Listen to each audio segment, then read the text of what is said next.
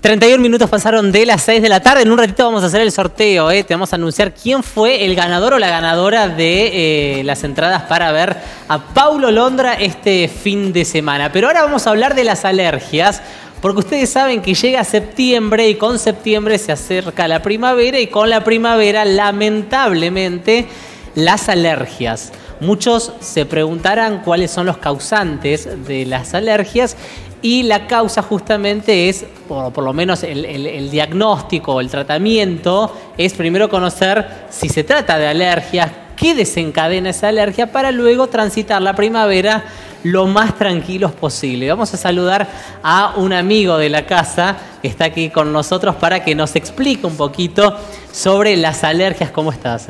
Buenas tardes, Nacho. Buenas tardes a la audiencia. Tanto tiempo. Nosotros nos vemos una vez al año y con el tema de las alergias. Fernando Serrano, quien es neumonólogo, es un amigo de la casa. Vamos a hablar un poquito de este tema, que realmente me imagino que las consultas en esta época del año aumentan. Aumentan muchísimo, sí. Sobre todo, ¿qué es lo que primero consulta la gente en cuanto al causante, cómo tratarla? En realidad, la principal causa el principal motivo de consulta de alergia es la rinitis alérgica, ¿sí? Que es una patología muy frecuente, una de las patologías más frecuentes del ser humano. El quinto de toda la población mundial tiene rinitis alérgica, o sea, el 20% de toda la población. Y mucha gente no lo sabe. Al comenzar con síntomas en esta época, sobre todo gente que tiene sensibilización a pólenes, o sea, alergia a pólenes de los árboles, sí, que son los que comenzaron a polinizar hace unas 3 semanas aproximadamente. Si bien uno tiene la primavera como imagen septiembre, pero en realidad ya desde mitad de agosto comienza por turnos diferentes especies de árboles a lo largo de la ciudad. Y de toda la zona de Chacras, toda la zona aledaña. Primero fue el turno de las acacias, ¿sí? Con las florcitas amarillas, no sé si las has visto por ahí. Después le tocó el turno a los cerezos y ciruelo de jardín, también con las florcitas blancas que están por todos lados. Ahora le tocan a los fresnos, los olmos ya están floreciendo. Bueno, y en turno van ocupando toda una franja de tiempo que va desde mitad de agosto hasta aproximadamente mitad de octubre, relevando el lugar al otro grupo de árboles que se llaman árboles tardíos, que comienzan más tardíamente, como las acacias, los pinos, los sauces. Tenemos una imagen de los pólenes, justamente, para compartir con la gente, para poder reconocer también cuáles son. Y después vamos a compartir esta placa también, que es muy interesante. Pero yo creo que nos detengamos acá, Fer, y que nos puedas explicar qué es lo que uno reconoce, por lo menos en esta imagen, y que vamos a ir Estas son microfotografías de pólenes de diferentes especies. Los pólenes son estructuras microscópicas que son fabricados sintetizados por todas las especies vegetales, y cumplen el principal rol de la fertilización y la propagación de su especie. Claro. Puede transmitirse desde una planta hacia la otra de diferentes maneras, a través de insectos, y otras lo hacen a través del aire. Las que lo hacen a través del aire lo hacen mediante explosiones polínicas, ¿sí? Que nosotros no la podemos ver. Son, hay veces que puede llegar a ser macroscópicos. Hay videos en slow motion en YouTube que se puede llegar a ver el momento exacto en que una planta libera sus pólenes al aire. La verdad que son imágenes increíbles. En el trayecto, se acerca el alérgico. En el trayecto en que esos pólenes van hacia donde tienen que ir, es que interceptamos nosotros con nuestro sistema respiratorio, nuestra piel, y genera la alergia cuando la persona está sensibilizado contra ese polen, ¿sí? No en todas las personas.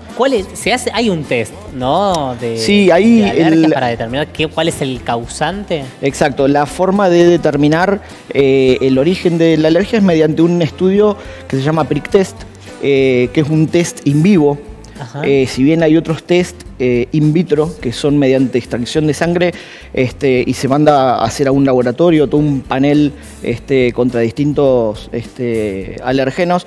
En nuestro país, lamentablemente, la tecnología que hay hace que no sea tan bueno ese estudio, si bien es lo máximo que hay in vitro.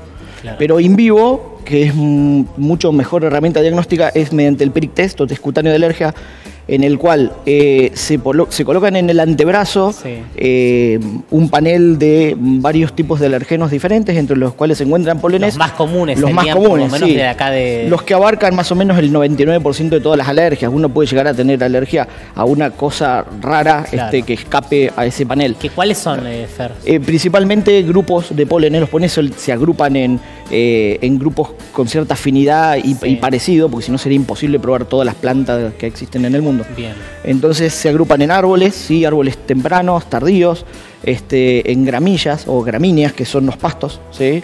Donde hay gramíneas que se llaman espontáneas, que son las que crecen espontáneamente, y otras que se llaman cultivadas, que son las que se cultivan para consumo humano. ¿Sí? Todos los cereales, las hojas, cebada, centeno, son todos distintos tipos de gramíneas, ¿sí? Son parientes del césped. Claro. Nada más que para consumo humano. ¿Y eso que se coloca en el brazo? Se colocan las distintas gotas en el antebrazo. ¿En el antebrazo? Se pincha con una pequeña lancetita que tiene una punta, se raspa como para que la gota penetre debajo de la piel. Y si la persona tiene alergia, pues, supongamos a los pólenes de los árboles, tiene circulando en su sangre una inmunoglobulina E, que es una inmunoglobulina patológica que el sistema inmunitario fabrica equivocadamente, erróneamente, contra ese polen, ¿sí? Claro. Entonces va a detectar la gota de extracto de polen que yo le coloco en el antebrazo y se va a generar una reacción alérgica, claro, que se manifiesta con una pequeña roncha que pica. Claro. Y de esa manera se puede saber en 15 minutos cuáles son las alergias de la persona. ¿Eso se puede hacer a cualquier edad y en cualquier época del año? Sí. Sí, época del año cualquiera. Las edades que se proponen es a partir de los 6 años, si bien no hay un límite establecido, ¿sí? Se necesita de la colaboración del paciente. Entonces, en menos de 6 años es más complicado por esa cuestión técnica. Perfecto.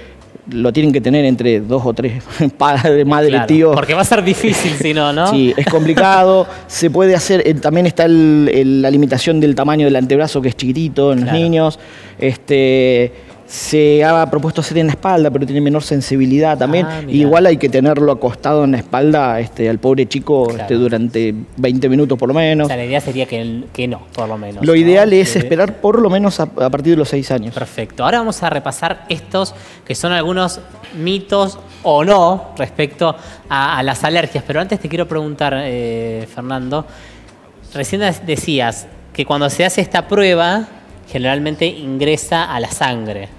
¿No? Ingresa al tejido celular subcutáneo. Pero ya es una reacción que el propio organismo va a generar ante un... Es lo mismo que ocurre en la nariz de la persona asmática, nada más que la vía de entrada del alergeno es diferente. El polen está flotando y uno lo respira y la reacción alérgica se produce en la nariz. Yo cuando hago la prueba cutánea administro ese mismo alergeno en la piel y entra a través de la piel. Entonces la reacción alérgica ocurre en la piel. Bien, pero digo... Una vez que pasa esto, se puede, por ejemplo, vos decías recién que con un análisis de sangre también, pero por ejemplo, si yo me hago un análisis de sangre de rutina, ¿hay algún factor o hay algún índice que me indique a mí que puedo sufrir algún tipo de alergia? En realidad existe un parámetro que es el nivel total de inmunoglobulina E, pero que es muy en específico y no habla de si tenés alergia o no tenés alergia o cuánta alergia tenés. Perfecto. En realidad siempre hay que cotejarlo y compararlo con el cuadro clínico, si no es imposible. Un valor aislado de inmunoglobulina elevado en una persona que no tiene síntomas de ningún tipo no tiene ningún valor. Claro, perfecto. Ahora sí, nos vamos a meter estas plaquitas, porque de a poco van aumentando las consultas de alergias, particularmente en esta época del año, y vamos a sacarnos algunas dudas respecto a algunos mitos o no que comienzan a circular en los pasillos, ¿no? En la charla entre el consultorio, ¿no? Con una espera. Mira, vamos a compartir estas placas, a ver si las tenemos, Sebis, para compartir. Las alergias no son peligrosas. Eso es una falacia. Son potencialmente peligrosas, si bien la mayoría de las alergias son leves, alteran muchísimo la calidad de vida, pero hay algunas formas más severas de alergia que dependen muchas veces ante el grado de exposición, ¿sí? Que pueden generar reacciones generalizadas e incluso hasta la muerte. Ah, sí. ¿Pero es acompañado de algún otro síntoma, de algún otro síntoma, digo? Sí, cuando se genera anafilaxia. ¿Ya preexistente también? No, la anafilaxia puede presentarse de buenas a primeras en cualquier persona alérgica. No generalmente los que tienen alergias respiratorias, sino algunos otros tipos de alergia como alergias medicamentosas o alergias a algunos medicamentos, a algunos alimentos, perdón, que pueden tener reacciones potencialmente severas, incluso hasta la muerte. También por picaduras de insectos. También, sí, es cierto eso. Lo que decía en la placa anterior, que pasó muy rápido. A ver, vamos a pasar a la otra, que tiene que ver justamente... Si no se presenta en la infancia, la alergia no se va a presentar en la adultez. Falso también. ¿Sí? La alergia puede comenzar a cualquier edad de la vida. De hecho, uno lo hereda de alguno de los dos padres y hereda la capacidad alérgica, ¿sí? Que sería como la capacidad alérgica. La capacidad de tener alergia. Y muchas veces... Un porcentaje mayor de tener exacto, alergia. Muchas veces está dormida, por decirlo así, y se despierta en algún momento de la vida y queda como que uno comenzó con alergia a los 35 años, pero en realidad la capacidad de tener alergia la heredó ya de sus padres. Ah, mirá vos, o sea, se puede despertar en cualquier momento puede comenzar de la a cualquier vida, edad. pero ya sí. Si tenés algún... Yo he tenido pacientes que han comenzado después de los 80 años con alergia, rinitis alérgica y asma. ¿Pero eso se despierta por algo en particular, ya sea el ambiente o algo que ha cambiado en cuanto al organismo? No se sabe exactamente, es una teoría, digamos, que se estudia y se revisa a diario prácticamente. Claro. Existen muchas teorías sobre el origen de la alergia en sí. Y no se sabe del todo. Mira, bueno, esto va enganchado justamente a la próxima placa. Si en la familia hay padres alérgicos, es seguro que un hijo sea alérgico. Es lo más probable. Esto es verdad, ¿eh? Obviamente que acá hay que hacer un párrafo importante. Sí. Si en la familia hay padres alérgicos, lo de seguro que el hijo será alérgico puede llegar a ser verdad. Pero es importante que nosotros contribuimos a que eso ocurra así, con cosas erróneas que hacemos. Por ejemplo. Como por ejemplo, se ha visto que la toma de antibióticos en la mujer embarazada aumenta muchísimo las chances de que su hijo salga alérgico. Porque en la modulación del sistema inmunitario participan bacterias del tubo digestivo que participan en generar la tolerancia inicial que tiene el cuerpo ante distintas cosas del medio ambiente a la cual uno se enfrenta, y el hecho de que la madre tome un antibiótico estando el bebé in útero hace que toda esa flora bacteriana se vuele, desaparezca, reemplazándose por otro tipo de bacterias que hace que esa generación de tolerancia inmunológica en la cual las bacterias colaboran, ¿sí?, con el sistema inmunitario, hace que sea deficiente y favorece a que se programe mal, por decirlo así, el sistema inmunitario y la persona salga alérgica. Después, por otro lado, las infecciones virales son fundamentales. Uno puede preocuparse por este hecho de que si los padres son o no son alérgicos, pero si durante el primer año de vida entran a la casa en contacto con el bebé los padres resfriados o parientes resfriados o hermanitos, ese mismo resfrío común y corriente en el bebé puede terminar generando bronquiolitis, que en un contexto de un background de alergia hereditaria puede terminar con alergia y asma también toda la vida. Por eso es importante por ahí ventilar, ¿no? También la casa cada tanto. Que el bebé no tenga contacto con personas infectadas con virus respiratorios. Desde el nacimiento ¿hasta qué edad o hasta qué mes se recomienda por lo menos que el bebé no tenga ese contacto tan, en realidad es tan cercano, ¿no? Es el periodo en el cual son más frecuentes las bronquiolitis, con el posible subsiguiente riesgo de desarrollar asma, que son los primeros 2 años de vida. Primeros 2 años de vida. Exacto. Independientemente de las vacunas, ¿no? Sí, obviamente. No, vacunas todas adentro. Claro, perfecto. Seguimos compartiendo algunos mitos o no respecto a las alergias. Ya decíamos entonces que pueden ser, que son hereditarias, que se pueden manifestar en cualquier momento de la vida y no necesariamente cuando sos chico. ¿Las alergias solo se presentan en primavera? También falso. Lo clásico de la primavera es porque comienza la temporada de polinización de los árboles. Pero en realidad depende del perfil alérgico de la persona, va a ser el momento del año en que uno va a tener los síntomas y va a tener el cuadro clínico de alergia. Hay gente que le tiene alergia a alergenos que están permanentemente todo el año, eso se llama alergenos perennes, como por ejemplo los ácaros, el polvillo, que es donde viven los ácaros, está todo el año por igual. No predomina en una estación o en otra.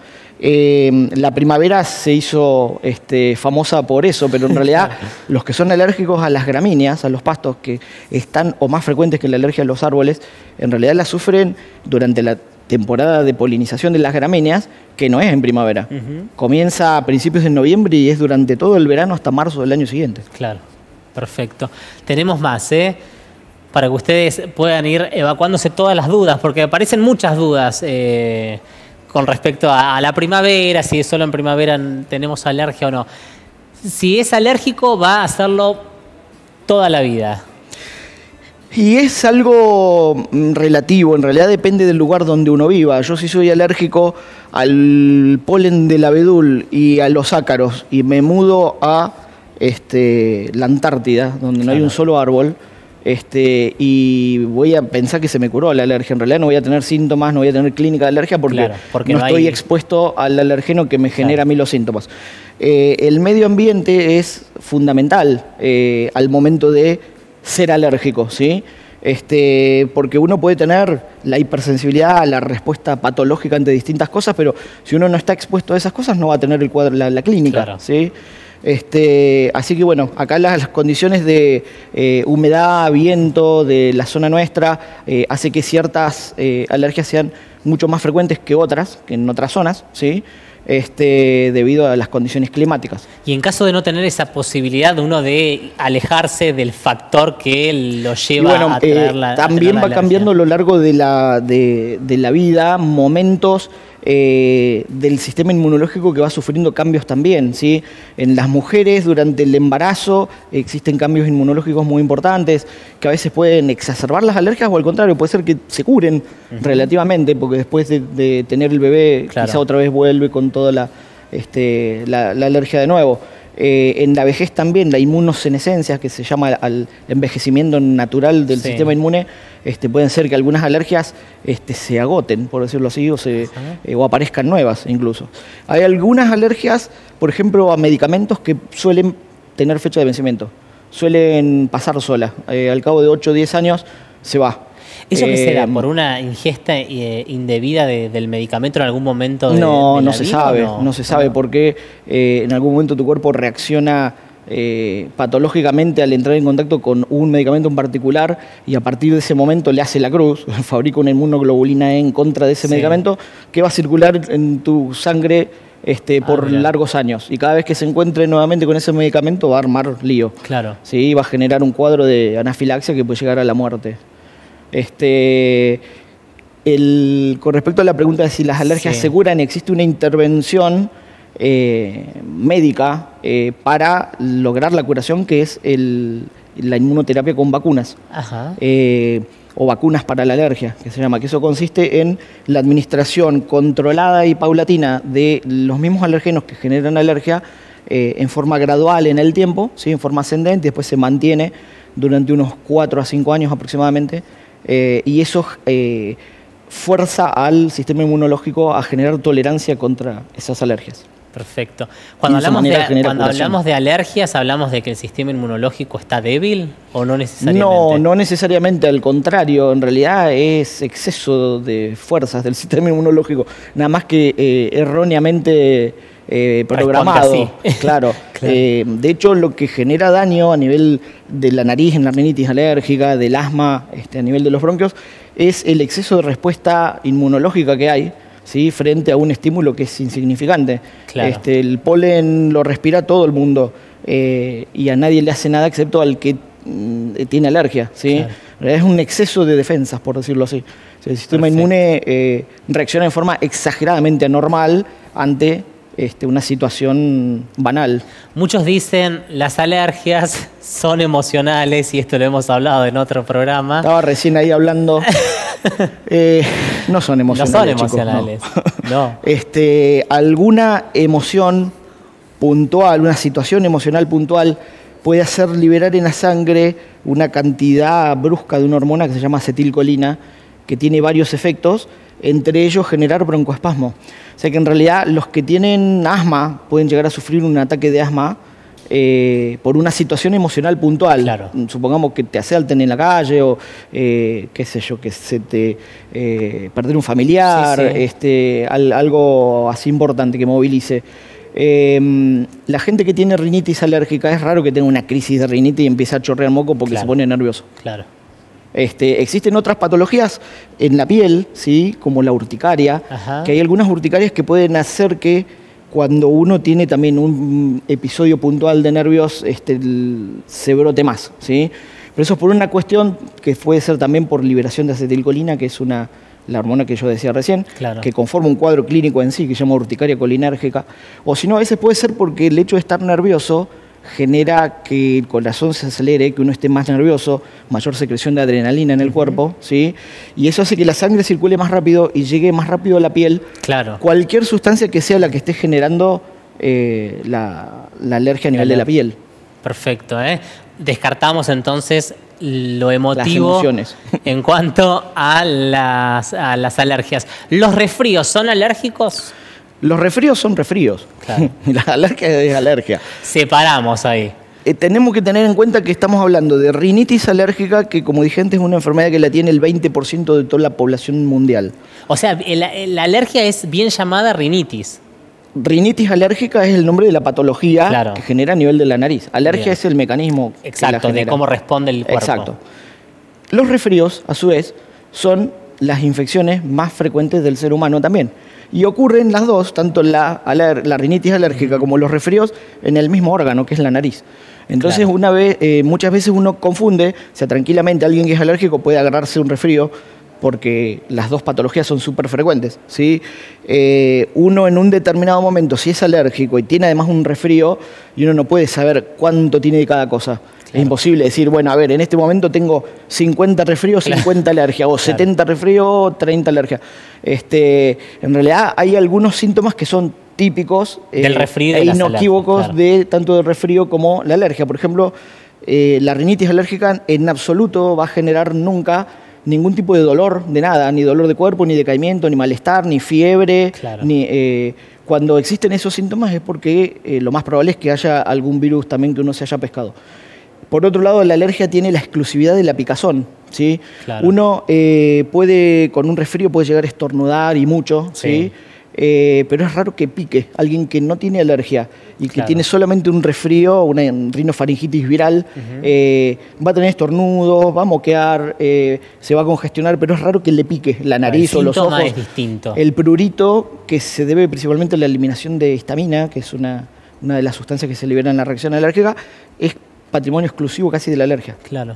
El tema de la automedicación, ¿no? Bueno, aclarar también que con el tema del virus no es un antibiótico. No, obviamente. El antibiótico es con bacterias. Las infecciones virales... Porque ahí juega también la automedicación, ¿no? Uno por ahí, no sé, se agarró un resfrío y lo primero que hace es automedicarse. La automedicación mala, digamos, es con antibióticos. Claro. En realidad, que una persona tenga un resfrío y que eche mano a un descongestivo común y corriente y se lo tome, no está tan mal. Perfecto. Digamos. ¿Y en el caso de las alergias? En el caso de la alergia también, sobre todo gente que ya tiene rinitis alérgica crónica conocida de siempre, ya sabe cómo manejarse. Perfecto. En realidad. Al ser una patología tan frecuente y tenerla tanto tiempo durante el año, ¿sí? Ya la persona sabe que cuando está muy atacado se tiene que tomar tal o cual antihistamínico, usar algún spray nasal. Exacto. Si es que no lo viene usando ya de antemano. Perfecto. Y creo que nos queda una más y con esta cerramos esta consulta, ¿no?, que le hicimos al doctor respecto a las alergias. Y esta es también otra de las que hablábamos, creo que a lo largo de la charla: si la piel pica y aparecen ronchas, ¿es síntoma o no de alergias? Puede ser un síntoma de alergia. Con esa frase se puede llegar a hacer un congreso entero de medicina, en realidad. Sí, ¿no? Son innumerables las condiciones que pueden hacer que la piel pique, ¿sí? Claro. O que en la piel salgan ronchas, ¿sí? Existe el común denominador que cualquier cosa que salga en la piel la gente le llama alergia. Y no es así, en realidad. Por ejemplo, si te pica un mosquito, si te hace una roncha y te pica, no es una alergia. Le tengo alergia al mosquito. Es una picadura de mosquito, claro. punto. Claro. Existen enfermedades alérgicas que generan en la piel ronchas o lesiones de distintos tipos, que pueden ser diferentes, eczematosas, las lesiones que genera la dermatitis atópica, o tipo urticarianas, que es lo que genera la urticaria aguda. Perfecto. En sí, las ronchas en la piel que pican se llaman urticaria. Bien. Y la urticaria puede deberse a un montón de cosas, entre ellas la alergia. Pero existe un montón de otras causas que generan urticaria, que igual dan ronchas en la piel y hace que pique, pero no son producidas por alergia. Eso perfecto, eso es importante. Hay infecciones virales que generan, de hecho la causa más común de urticaria aguda, ¿sí? Que es cuando uno se brota entero así y que dura menos de 6 semanas, son las infecciones virales. Claro. Un resfrío común y corriente es una manifestación poco común de una enfermedad muy común. Claro. Lo que pasa es que es comúnmente confundido por alergia, y no es alergia. Y no es alergia, ¿eh? Clarísimo entonces, todas las dudas y estos mitos y realidades respecto a las alergias. Fernando, gracias. Bueno, gracias a vos por la invitación. Y después esta nota, creo que estaba en vivo en Facebook, así que ahí se estuvieron siguiendo el minuto a minuto. Y hablando de Facebook, nos vamos a meter en el sorteo de las entradas de Paulo Londra. Acá tenemos el ganador o la ganadora, que vamos a chusmear ahora, pero le voy a pedir a nuestro cámara, Andy, que me haga un planito bien cerrado para mostrar. Ustedes interactuaron con nosotros todo el día de hoy, desde ayer a la tarde. Hoy te vamos a regalar 2 entradas, solo 2. Mañana te vamos a volver a regalar 2 entradas y así también el jueves para que puedas ir a ver a Paulo Londra el próximo sábado, 14 de septiembre. Y lo voy a abrir, a ver quién se lleva las 2 entradas para ver a Paulo Londra este sábado. Ahí está, Romina con el 084 se lleva las 2 entradas para Paulo Londra que sorteamos aquí en la tarde de ¿Qué te puedo contar? Romina con el 084 que respondió correctamente las 2 preguntas. Y ustedes pueden seguir interactuando, respondiendo. Y mañana vamos a tener un nuevo sorteo en la tarde de ¿Qué te puedo contar? Y también en la juntada, Así que Romina, vamos a leer nuevamente, Romina con el 084 tenés mañana para retirar tus 2 entradas y disfrutar a Paulo Londra con quien quieras, Llegamos al final, ya llega el Noticiero Central, segunda edición. Gracias como siempre por estar del otro lado. Gracias Pablito Cantón, gracias Sandy, gracias al equipo de la tarde, Cevitas, Nico y John nos reencontramos, y Emi, que también estuvo con nosotros desde temprano. Nos reencontramos mañana, miércoles, mitad de semana, 4:30 de la tarde. Chau, hasta mañana. Estoy perdido en el azul de tus ojos. Nena maldición, ey, nena maldición. Yo ni la conozco, pero jugaría con vos. Nena maldición, nena maldición. Yo ni te conozco, pero jugaría con vos. Úsame, úsame, úsame. Hazme tuyo, dale, bésame. Como en el colegio vamos a aprender. Quemando vemos el amor.